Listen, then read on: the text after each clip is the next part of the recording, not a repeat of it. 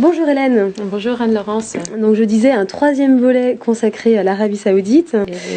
On vous écoute.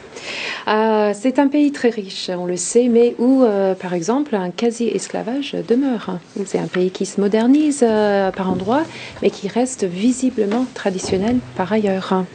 L'Arabie Saoudite reste un mystère pour nos esprits occidentaux, n'est-ce pas? Oui. La pensée critique à la française est remplacée par la devise « accepter pour comprendre ».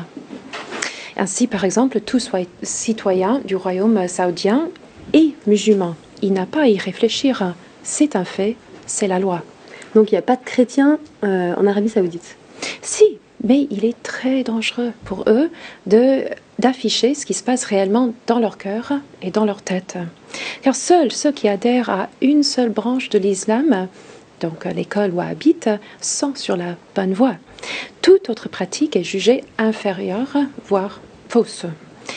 Ceux qui ne s'y plient pas sont méprisés. Pas facile. Voilà, et vivent isolés dans la peur. Par exemple, donc ils se demandent à qui puis-je faire confiance? À un membre de la famille? Peut-être. À quelqu'un de l'extérieur? Jamais. Un exemple concret?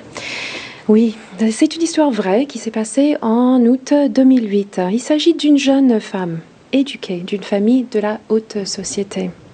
Fatima s'est convertie secrètement au christianisme par le biais d'Internet. Et elle a commencé à s'exprimer ouvertement sur les forums chrétiens en ligne. Elle n'avait pas d'autres personnes avec qui partager ses pensées et sa nouvelle foi.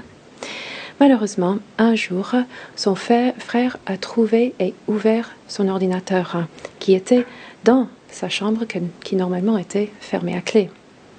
Il a lu les écrits de Fatima sur son ordinateur portable. Quand Fatima est rentrée, elle a su qu'elle était dévoilée. Elle était enfermée dans sa chambre pendant 4 heures. Pendant ce temps, elle a écrit un poème. Elle a partagé en ligne sa situation. Elle a demandé de la prière. C'était sa dernière communication. Peu de temps après, son frère a été arrêté pour son meurtre, qui était particulièrement effroyable. Les témoignages de Fatima restent en ligne avec ses convictions et son cheminement spirituel. Elle a terminé sa dernière lettre en faisant référence au psaume 27. Et donc je vous laisse avec ces paroles. « L'Éternel est ma lumière et mon salut. De qui aurais-je crainte ?» Fatima est partie, mais les écrits restent.